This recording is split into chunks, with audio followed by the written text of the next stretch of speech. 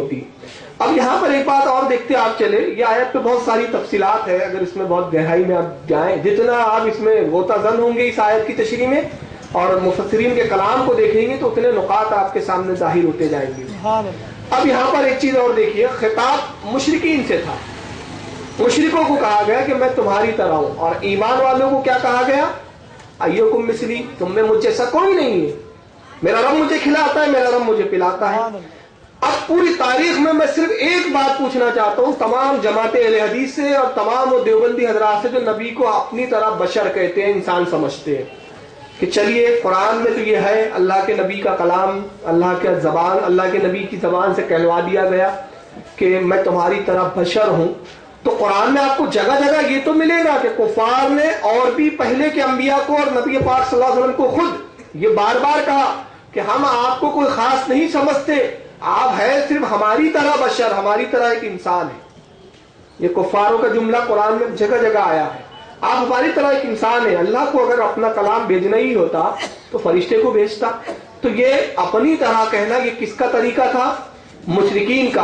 اب میں پوری جماعت والوں سے پوچھتا ہوں کہ آپ کوئی ایک صحابی ایسا بتا دو جس نے اپنی پوری زندگی میں کہا کہ محمد آپ میری طرح, بات ختم ہو جائے گی.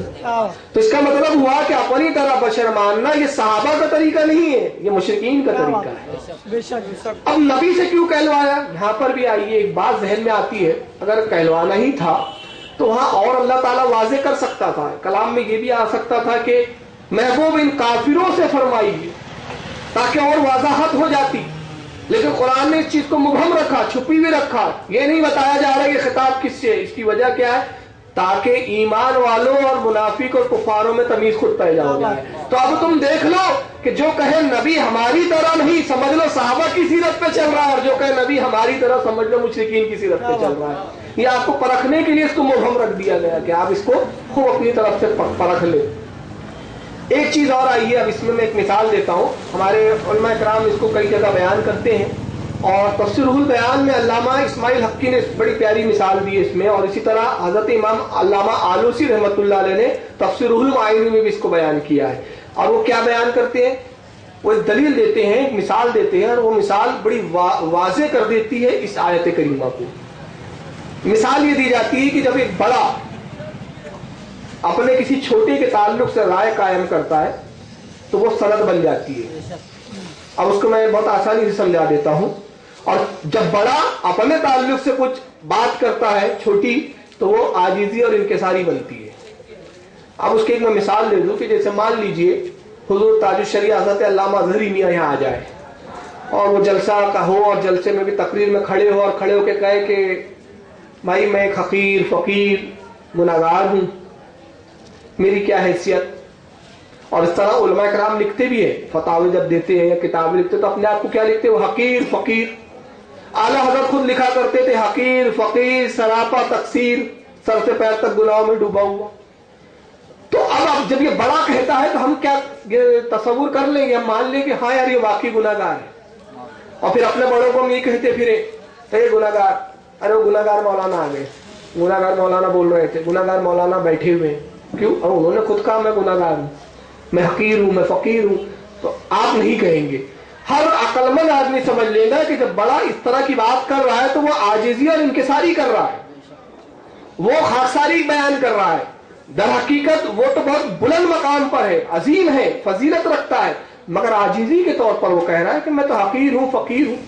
مگر ایک بڑا کسی چھوٹے کے تعلق سے کہے ارے یہ تو حقیر ہے, اس کو کوئی سمجھتا نہیں, یہ پاگل ہے, یہ دیوانہ ہے, یہ گناہگار ہے, تو لوگ کہیں گے ہاں یار یہ بڑا ہے. بڑا جب کہہ رہا ہے تو اس میں بات میں وزن ہے, یہ سند ہے. اب یہاں یہ قرآن عظیم کی اسی آیت کی طرف اور اس مثال کو ذہن میں رکھے تو بات واضح ہو جاتی ہے کہ قرآن میں اللہ نے خود نہیں فرمایا کہ محبوب آپ بشر. قرآن میں اللہ نے نہیں فرمایا. کیوں؟ اگر اللہ فرما دیتا تو یہ سند بن جاتی, دلیل بن جاتی. محبوب آپ کہیے تاکہ عاجزی اور انکساری کہلائے, میں کہوں گا تو سند بن جائے گی. تو اللہ نے نہیں فرمایا کہ آپ ہم بشر ہیں, بلکہ کہا کیا ہے؟ جب بھی نبی کو خطاب کیا ہے تو القبات سے خطاب کیا، یا ایھا النبی فرمایا کہیں، یا ایھا المدثر فرمایا کہیں ان ارسلناک شاہدا مبشرا ونذیرا فرمایا کہیں فرمایا وما ارسلناک الا رحمتا للعالمین اذا جاء الدعاء وہ مطلب بہت ساری ایسی آیتیں جو فضیلت پہ آپ دیکھتے جائیں.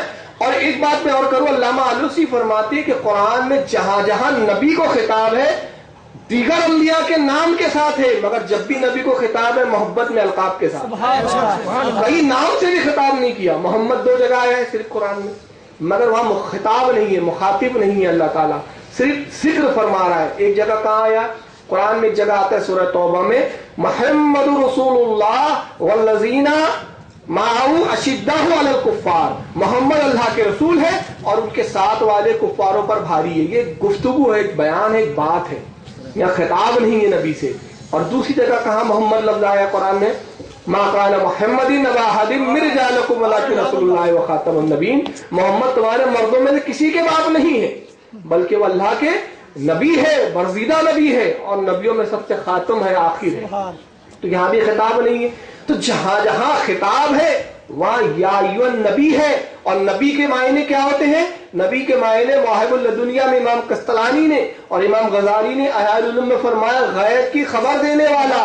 تو جب جب خطاب ہو رہا ہے یا ایھا النبی تو کہا جا رہا ہے اے غیب کی خبریں دینے والے، اے چھپی ہوئی باتوں کو ظاہر کرنے والے. تو یہاں محبت کا تقاضا، محبت کا اظہار. اور جب بشریت کی بات آ رہی ہے تو اللہ خود نہیں فرما رہا ہے کہ محبوب آپ بشر ہے، بلکہ کہتا ہے قل آپ فرمائیے. کیا بات، سبحان اللہ. اور محبوب آپ کیوں فرمائیے؟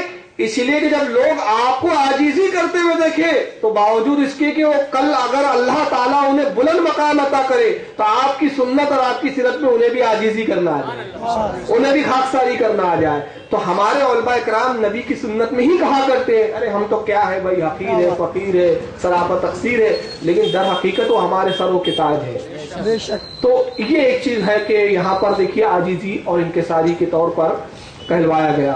اب آئیے ایک چیز اور میں آپ کو بتاتا چلوں کہ یہاں نبی کو بشر کہا تو اگر ہم تھوڑے دیر کے لیے مان لیں کہ نبی بشر کہا، اللہ نے ہی کہا، مان لیتے، یا کہلوایا بھی تو اس میں مرضی الہی ہے اور یا ظاہراً مفہوم بشر ہی ہے، تو اس کے لیے کوئی کنفیوژن کی ضرورت نہیں ہے. اس لیے نہیں ہے کہ ہمارا عقیدہ کیا ہے، پہلے اس پہ غور کرنا چاہیے. ہمارا عقیدہ یہ ہے کہ نبی پاک حقیقتاً نور ہے اور مجازاً بشر ہے. 2 حیثیتیں ہیں نبی کی. تو اگر دنیا میں جب آپ چل پھر رہے ہیں، کھا پی رہے ہیں، تو یہ بشری حالت ہے آپ کی. تو یہاں بشر کہنا یہ عین حالات کے مطابق ہے، مگر حقیقتاً آپ نور ہے.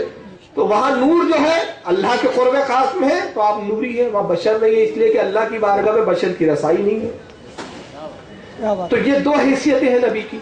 اور نور ہو کے بشر ہونا یہ خلاف قرآن نہیں ہے، خلاف حدیث نہیں ہے. سمجھ رہے آپ؟ اب ایک اعتراض اس پر یہ تیسرا اعتراض کیا جاتا ہے. یہ 2 اعتراض ہوگا. تیسرا کیا کہ اگر نبی بشر نہیں ہے تو پھر نبی کھاتے پیتے بھی ہیں، نبی کے بھی 2 ہاتھ نظر آتے ہیں، نبی کے بھی زبان نظر آتی ہے، نبی کا بھی چہرہ ہے، نبی کی بھی آنکھیں ہیں، کان ہے، ناک ہے، سارے اعضاء انسانی ہیں اور قرآن نے نبی کو انسانی فرمایا. تو جب یہ انسانی ہے اور چلتے پھرتے دکھتے ہیں، کھاتے پیتے دکھتے ہیں، تو پھر آپ نے کیسے مان لیا کہ نبی نور ہے؟ اس تعلق سے اور ایک کتاب میں بتاتا چلوں، یہ ہے میرے ہاتھ میں، یہ حدیث نہیں ہے. کتاب کا نام ہے ڈاکٹر سید احسن عابدی.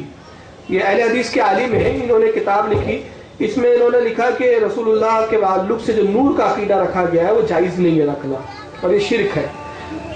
ایک دلیل دیتے ہیں، صحیح مسلم شریف یہاں لایا ہوں میں، لیکن میں ان کی کتاب سے وہ حدیث پڑھتا ہوں تاکہ یہ بات اور زیادہ ذہن میں بیٹھ جائے آپ کے کہ اس حدیث کو صحیح مانتے ہیں اور اس کے مقابلے میں ہم جب نور والی حدیثیں لاتے تو اس کو ضعیف مانتے ہیں. اب دیکھیں کیا کہتے ہیں، یہ نور کے ہی ٹاپک پہ بحث کر رہے ہیں. اس کا صفحہ نمبر 285، کتاب کا نام، یہ حدیث نہیں ہے. لکھتے ہیں کہ ایک دوسری صحیح حدیث میں، پہلے ایک حدیث بیان کی انہوں نے، اب یہ کہتے ہیں کہ ایک دوسری صحیح حدیث میں جسے امام مسلم نے اپنی صحیح میں ام المومنین عائشہ صدیقہ سے روایت کیا ہے کہ نبی پاک صلی اللہ علیہ وسلم نے فرمایا نور سے فرشتوں کی تخلیق ہوئی ہے، نور سے فرشتوں کی تخلیق ہوئی ہے. حدیث کے الفاظ یہ ہے، حدثنی محمد ابن رافع، محمد بن رافع نے ہم سے حدیث بیان کی، وعبد ابن حمید اور عبد بن حمید نے بیان کی ان سے قال عبد اور ان سے حضرت امام عبد کہتے ہیں اخبرنا مجھے خبر دی تو قال ابن رافع امام رافع نے حدثنا عبد الرزاق اور انہیں خبر دی ان سے حدیث بیان کی عبد الرزاق نے اخبرنا ان زہری اور انہیں خبر دی امام زہری نے ان عروہ اور انہیں خبر دی عروہ نے ان عائشہ اور انہیں حضرت عائشہ صدیقہ نے